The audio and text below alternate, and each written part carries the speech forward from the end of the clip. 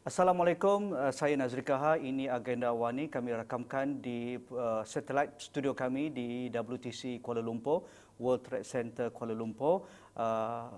Susulan daripada pakej ransangan untuk ekonomi prihatin rakyat ataupun prihatin yang diumumkan oleh pihak kerajaan, kita ingin menarik beberapa perkara yang perlu kita beri pendetailan ataupun perincian bagaimana dana-dana ini dapat dilaksanakan ataupun dapat disampaikan ke pihak yang sepatutnya, ke akar umbi dan mereka yang sepatutnya mendapat pembiayaan ini. Jadi kita akan melihat perkara ini bersama saudara Munir Hashim Abdullah dari Gerasi Chili, usahawan Chili Vertigasi Moden kita. Dan dalam pengumuman semalam ataupun beberapa hari yang lalu, kerajaan membutuhkan lebih 250 bilion untuk pakej ransangan prihatin ini. Dari itu 17% daripada keseluruhan KDNK kita ataupun keluaran dalam negara kasar. 100 bilion untuk sokong perniagaan, KS, 2 bilion untuk kukukan ekonomi negara, 128 bilion untuk kebajikan rakyat. Dalam aspek itu, bagi mereka yang dalam kategori IKS, peladang, pekebun, nelayan dan seumpamanya, pastinya ini memberikan satu nafas baru kerana mereka juga terkesan dengan rangkaian ataupun wabak COVID-19 yang kita hadapi sekarang. Jadi saudara Munir, dengan 1 bilion kataupun pertukaran besar itu dan beberapa perincian lain dalam sektor makanan ini yang dipanggil dana jaminan makanan, termasuklah 1 juta untuk infra tempat penyimpanan dan juga pengagihan dan juga 64 juta untuk peruntukan projek agro makanan yang perlu dihasilkan segera antara 3 ke 6 bulan. Adakah keseluruhan ini menggambarkan bahawa kerajaan prihatin, kerajaan sedar apa yang dihadapi oleh peladang, nelayan dan juga rakyat keseluruhannya untuk memerlukan makanan seharian yang perlu ada di atas meja mereka saban hari? Pandangan Cik Munir. Pandangan saya, kerajaan prihatin, ya. Prihatin sebab itu dia mengeluarkan dana dan begitu banyak, ya, untuk bagaimana menolong, ya. Cuma saya melihat bila kita nak mengeluarkan dana sebanyak ini, delivery itu, ya, sampai ke tidak kepada kumpulan sasaran tersebut. Jika tidak, dia tak ke manalah, ya, bantuan tersebut. Sebab bila kita menceritakan mengenai nak membantu B40, mereka ni berniaga, ya. Jadi kalau kita nak melihat benda ni berjaya, saya melihat benda ni adalah macam contoh tadi, bila kita bantuan untuk membuat pusat pengumpulan makanan, ya. Pusat pengumpulan makanan, kalau kita lihat sebenarnya, kalau kita pergi pasar apa? Pasar Selayang, pasar Borong dan sebagainya, maknanya itu buat bisnes. Jadi kita kena deploy benda ni in terms of business minded. Tak boleh dari segi apa kita panggil ni banyak sangat red tape, tak boleh.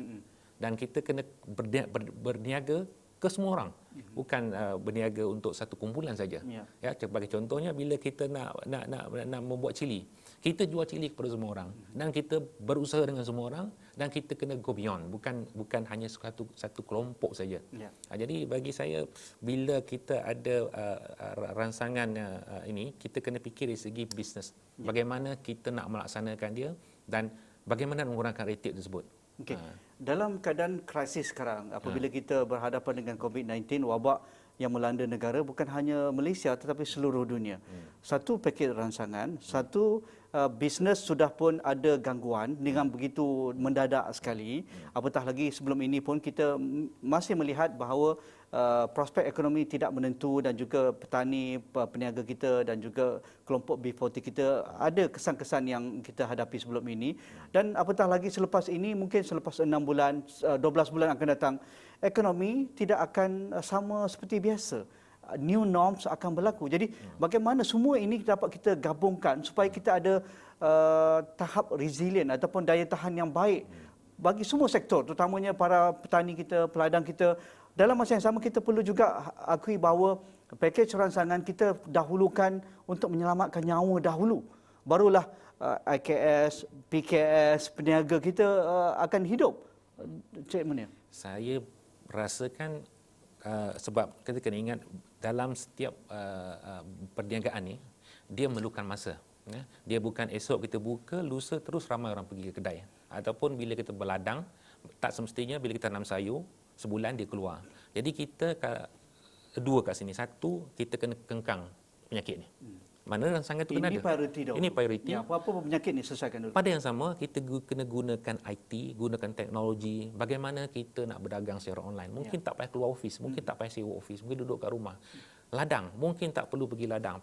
Kita pakai phone, kita pakai kontrol ladang secara. Jadi ada kebaikan sebenarnya. Di mana kita ada peluang. Maknanya kita gunakan, bagi saya bila saya melihat apa kita panggil inflasi ni, bila saya melihat ekonomi down macam 97, 208, bagi saya melihat semua peluang. Bila benda tu berlaku, kita jadikan peluang untuk kita. Bila orang susah tanam, macam mana kita nak senangkan? Bila orang kita gunakan teknologi, jawapannya bagi saya adalah bagaimana menggunakan teknologi. Yang membezakan setiap kali resesi yang Saudara Munir katakan tadi, tetapi kali ini recession diakibatkan oleh wabak penyakit. Barulah rantaiannya kena kepada impak ekonomi.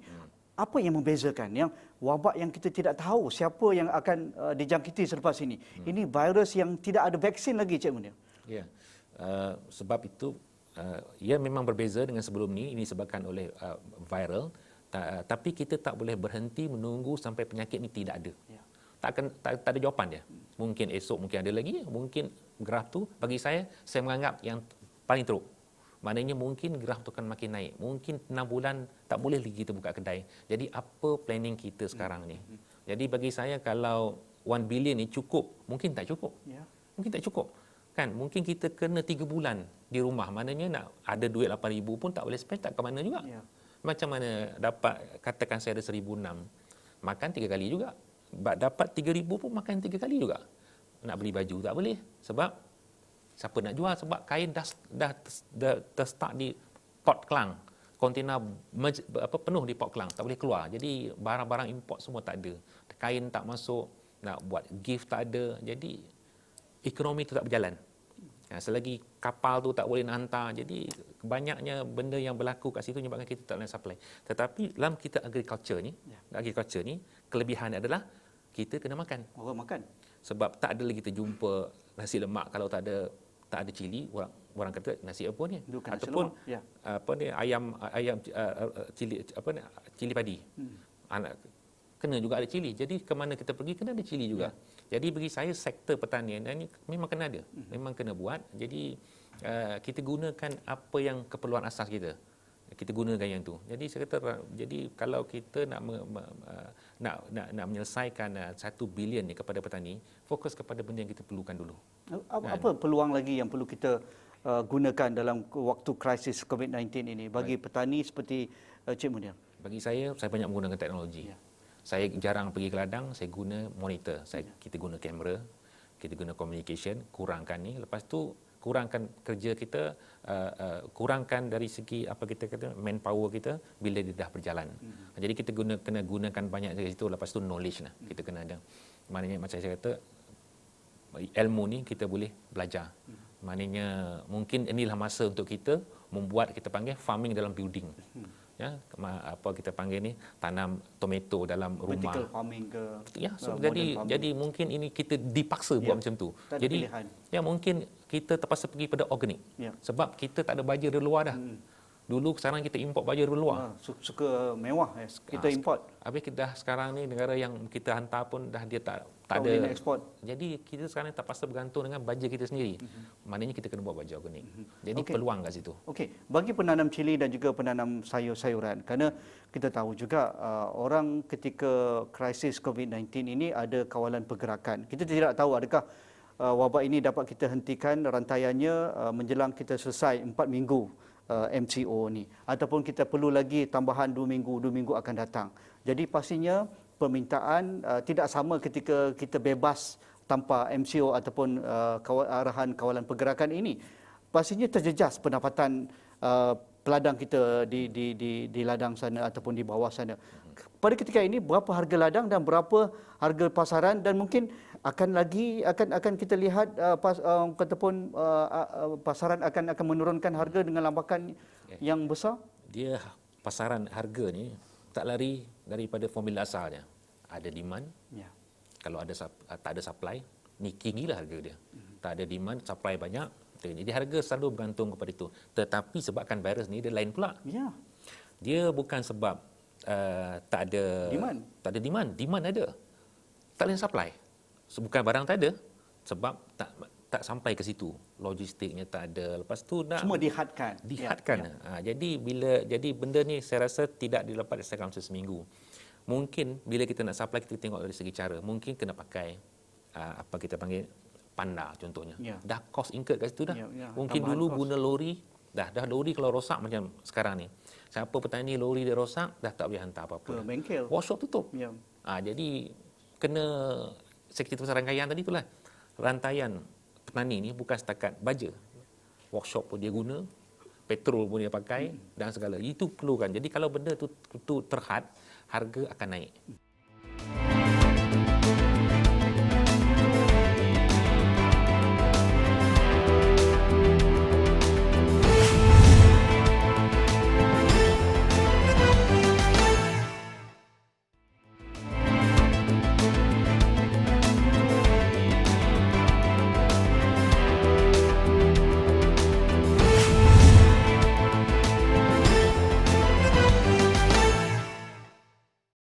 Bagaimana inovasi sekali lagi dengan teknologi untuk membantu para petani kita, terutamanya di dalam kluster gerasi cili. Kita tahu mereka ini mendapat pendapatan yang lebih apabila memasuki kluster gerasi cili. Kalau dahulu mereka kais pagi makan pagi, kerana mereka tiada ruang untuk belajar bagaimana memasarkan, bagaimana ada penyimpanan yang bagus, bagaimana untuk mendapatkan pasaran yang baik dengan rantaian pasaran yang sudah sedia ada, bukan mencipta satu pasaran baru.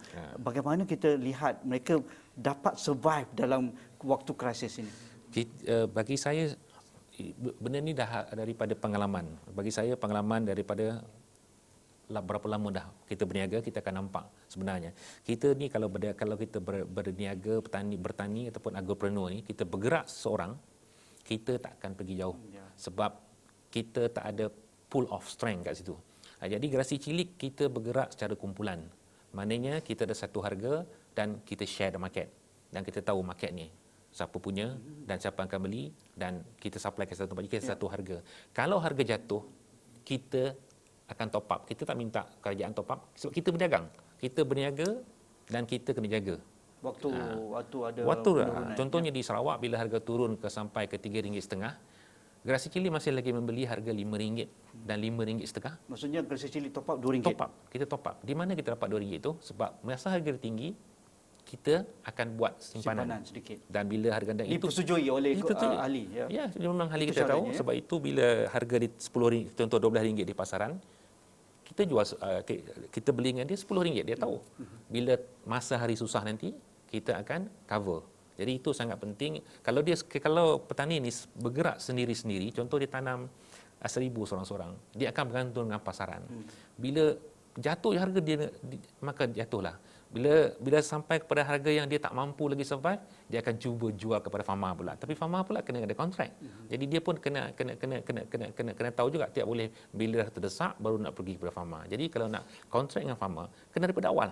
Contohnya kan. Jadi kena susun dia punya rangkaian ataupun business strategi macam mana. Dia nak supply ke farmer ke, dia nak supply ke restoran, kontrak farming dengan Nestle ke. Jadi benda mekanisme macam tu yang saya nampak, yang B40 ni dia orang masih lagi kita panggil ni buat sedikit tapi nak untung besar, tak dapat.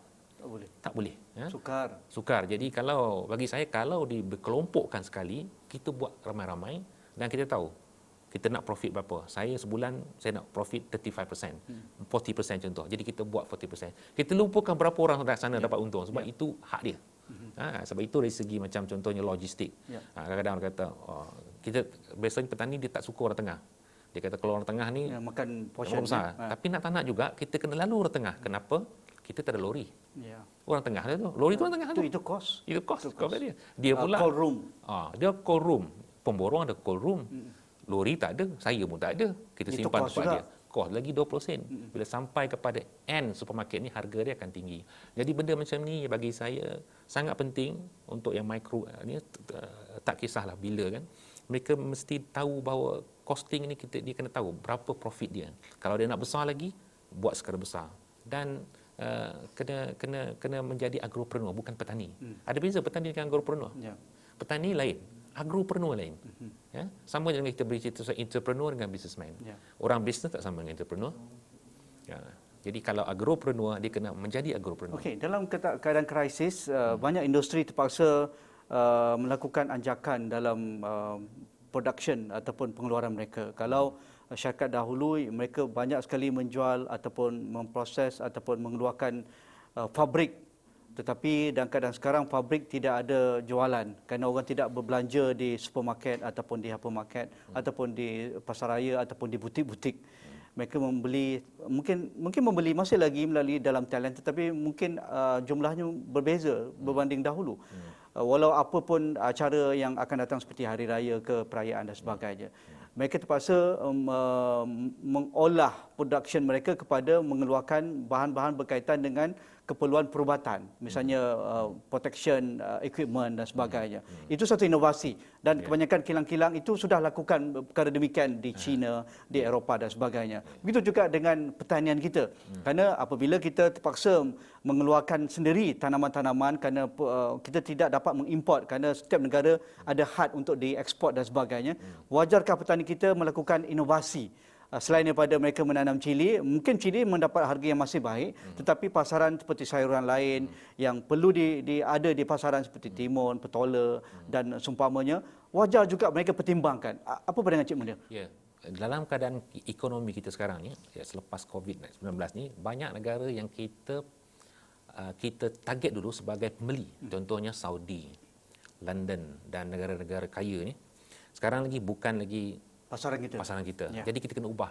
Dalam kita berniaga ni, kita kena pandai adapt to the situation. Ya. Tak boleh, saya ni memang suka tanam sayur. Sayur kerja saya tak boleh. Jadi sama dengan kita gerasi cili. Walaupun kita gerasi cili, kita juga menanam halia. Ya. Dan kita juga nanam kunyit. Dan benda-benda lain. Jadi kita kena inovasikan. Macam saya kata tadi, kita buat benda yang ada permintaan. Dan buat benda yang kita tahu siapa yang akan beli. Bukan kita buat sebab kita suka. Tak boleh. Sebab kita berniaga. Kita bukan petani, kita berniaga. Jadi agropreneur adalah mencari peluang di mana satu benda itu, ini boleh buat duit, kita buat. Sebab itu bila orang kata, ini daun ni boleh kalau makan jadi sihat. Ada orang nak beli? Ada, saya akan beli. Contoh kalau besok orang tanya saya, rumput kalau minum jadi sihat. Kalau ada orang nak beli, saya jual. Saya tak nak tahu pun. Pharmaceutical nak belikan sebab? Belikan Ya, saya akan secara jual. bulk kan? Mungkin Kementerian Kesihatan pula nak testing, saya akan jual 1 tan ke dia. Saya dah buat duit dah.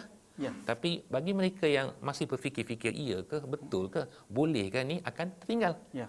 Jadi Tetapi bagaimana kita quick nak ke ataupun situ. respon cepat ke arah itu? Kan kalau saya rasa Teknologi. petani kecil kita mungkin sukar. Sebab itu China ni, dia orang cepat. Kenapa? Sebab mereka dari segi nak keluarkan skru, kilang skru je. Kalau kilang plastik saja. Jadi dia bukan one man show.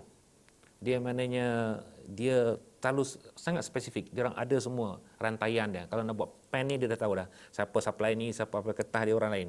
Jadi dia cantum. Jadi dalam kita buat pertanian ni, bagi saya gerasi cili kita nak ubah. Kita mengubah kepada di mana kita nak beyond downstream. Ya. Downstream maknanya kita nak buat kalau cili, perfume cili. Kalau tomato mungkin tak buat lagi, mungkin jam tomato pula. Ya. Jadi kita kena ubah dan saya Paste ke? Ya. paste. Ya, Dan paste dah biasa. Ya. ya, dan dulu kita cerita pasal pusat pengumpulan satu tempat. Mungkin tak ada lagi dah. Mungkin kita akan ubah dari segi macam neural.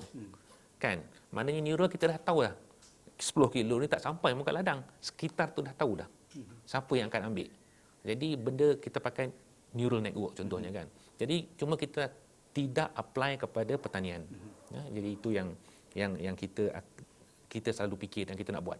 Bagi mereka yang dalam kluster, mereka yang dalam PPK yang aktif, mungkin tiada masalah. Kerana pengurusan kluster ini yang sentiasa memikirkan pasaran baru, inovasi baru dan juga mencari peluang-peluang baru untuk memasarkan ataupun mengeluarkan produk-produk pertanian. Tetapi mereka yang bergelut hari-hari ini, yang masih menggunakan cara lama secara tradisional, apa juga yang kita katakan tadi mereka tidak ada. Bagaimana kita dapat membantu mereka? Ya. Ini mungkin satu peluang juga ini. Ya, ini pun satu peluang. Sebenarnya peluang tu dah lama dan sebenarnya kita tak boleh macam saya kata tadi, mereka duduk di ulu-ulu ni. Ya. Ya, kita tak boleh jadikan mereka doktor besok harinya. Tak boleh. Dan mereka kekuatan mereka adalah kudrat mereka dua tangan ni. dan mereka sangat kuat. Mereka ni macam kata infra tu adalah kerja mereka. Mereka boleh buat. Tapi beyond that, market, pengurusan, timing, jadual, funding, account, bantuan mana pun yang tak tahu. Jadi kita kena bantu mereka ni. Dan untuk bantu mereka ni adalah satu peluang juga ni. Maknanya macam saya kata, kalau kita ada 1 bilion tadi, kita boleh bantu mereka ni. Sangat baik. Tapi kalau kita nak bantu diorang ni, tapi kita masih melihat mereka ni ada aset, tak ada duit dalam bank. Mereka memang tak ada duit dalam bank. Jadi kalau kita melihat kriteria-kriteria ni tadi, kita kena kurangkan. Kalau tidak, bantuan tu tak sampai kepada mereka. Yang dapatnya nanti adalah kilang-kilang besar saja yang dapat. Yang pinjam 20 juta, 300 juta, 400 juta yang dapat bantuan. Yang kecil-kecil yang pinjam 10,000, 20,000, amat susah. Dan kenapa? Sebab mereka ni banyak mengadu dengan saya. Banyak. Cik Uni boleh tak? Kenapa tak boleh? Saya dah mohon tapi tak dapat. Jadi selalu ceritanya, ujungnya macam tu. Ceritanya. Ada seorang peserta ni memang nak menanam cili, dah merata tanah, tapi bila pergi bank tak dapat. Sedih. Sekarang ni bekerja dulu. Apa perkara yang sentiasa membelenggu petani kita apabila berhadapan dengan financing ataupun pembiayaan, terutamanya yang berada di belasan hadapan dalam hal pertanian ini seperti agrobank ataupun SME bank dan semua. Apa sentiasa yang menjadi halangan mereka untuk approve sekarang? Itu yang the challenge bagi saya, the challenge, delivery challenge tu. Adakah mereka, sebab kalau mereka sebarang approve, mereka ada dia punya buku dia. Dan kalau mereka ni tak ada simpanan, tak ada track record, tak boleh dapat. Memang dah sah-sah, mereka ni tak dapat. Tetapi bagi saya, institusi kewangan ni kena melihat agropreneur spirit, bukan setakat buku saja.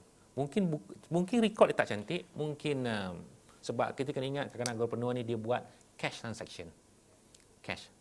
Tapi mereka ada berniat, semangat kuat, boleh berniaga. Jadi mungkin bagi peluang untuk mereka. Kemungkinan sekarang tak nampak, mungkin lepas 2-3 tahun mereka akan menjadi lebih tersusun. Jadi maknanya kita kena tengok, tak boleh tengok mereka ni setara dengan peminjam-peminjam. Kalau tidak, orang akan pergi kepada, contohnya kalau BSN. Kan, biasanya mikro akan dibuat oleh BSN ataupun agrobank akan buat. Orang tak pergi HSBC sebab komersial. Dia akan perlukan banyak data, dan yang boleh pergi pinjam di bank-bank yang besar ni mungkin mereka yang lebih financial capacity kuat. Tak ada masalah jaminan, tanah banyak.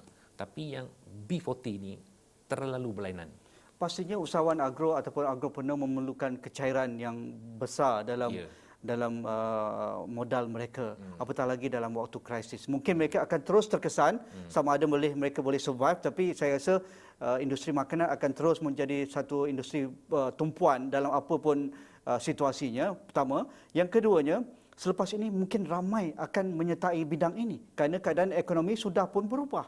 Kerana mereka mungkin selama ini makan gaji bulan-bulan, tetapi majikan tidak mampu hire mereka terpaksa ada lay off ataupun diberhentikan dengan BSS. Kita tidak tahu, dan mereka akan melihat industri makanan pertanian satu industri yang mungkin boleh menjana pendapatan bulanan mereka. Apa persediaan kita harap ini? Ini satu perkara yang perlu kita lihat juga.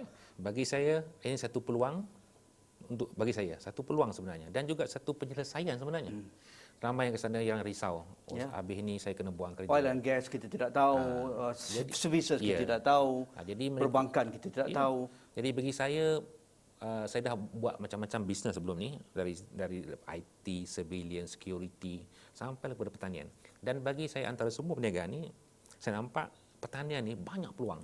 Dan saya agak terlambat lah sebab dalam usia begini baru tahu kan. Jadi bagi saya pertanian ni adalah benda yang paling cepat sekali kalau kita nak buat, dan boleh mendatangkan hasil yang lebih baik. Dan untuk masuk ke pertanian ni tak perlu ada degree, tak ada perlu diploma, cuma kita kena ubah minda saja. Minda jangan ubah. Ramai yang sana yang keluar daripada oil and gas atau keluar daripada doktor, nak bertani, besok nak bertani ni, tapi minda tidak berubah. Maknanya minda berubah sini kena bertukar menjadi agropreneur. Bukan menjadi petani. Tak boleh bawa yang di corporate tu ke dalam petani. Tak boleh. Dia kena jadi petani. Maknanya kena jadi agropreneur. Jadi itu nak cerita agropreneur ni panjang.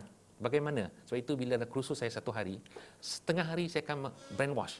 Saya akan cerita ke dalam bagaimana untuk menjadi agropreneur ni. Adakah Cik Munir rasakan bahawa dengan krisis COVID-19, dengan pandemik wabak virus ini, kita perlu melihat semula cara kita melakukan pekerjaan dalam sektor pertanian, dalam sektor makanan, kerana ini satu kata pun ruang yang perlu kita muhasabah diri kita. Macam mana?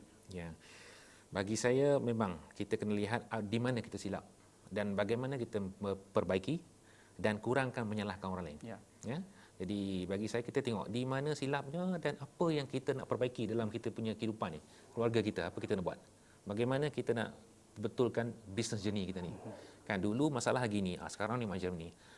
Bagi saya I take ni as a challenge. Ya. Dan yang penting kita jangan give up. Ya. Terus berubah dan fikir bagaimana menjana pendapatan seterusnya. Okey. Dari segi sektor pertanian lah, sebab saya buat pertanian, Yep. jadi saya cerita di situ. Sektor lain pun ada juga. Sekurang-kurangnya kita mendapat satu perkongsian yang positif dalam waktu krisis ini. Dalam kita duduk di rumah, stay at home, duduk diam-diam, kita mampu mendengar kisah-kisah kejayaan para petani kita, walaupun mereka sedang bergelut di lapangan, sukar nak dapatkan baja, sukar mendapatkan pipe, sukar mendapatkan bahan-bahan mentah, tetapi mereka sentiasa berusaha untuk memastikan produk pertanian kita berada di rak pasar raya dan seterusnya berada di atas meja makan kita 3 kali sehari ataupun 4 kali sehari. Terima kasih rakan-rakan Generasi Chili dan juga para petani kita, para peladang kita dan juga nelayan kita yang bertungkus lumus untuk memastikan kita duduk dapat makanan walau keadaan begitu genting pada ketika ini. Mungkin 2 minggu, mungkin 4 minggu, mungkin 8 minggu, kita tidak tahu bilakah krisis wabak COVID-19 ini akan berakhir. Tetapi apa yang penting, selamatkan diri kita dahulu, selamatkan ahli keluarga kita dan selamatkan negara. Itu doa kita yang terbaik. Sekian agenda Wani dari studio satelit kami di WTC Kuala Lumpur ini. InsyaAllah kita jumpa lagi.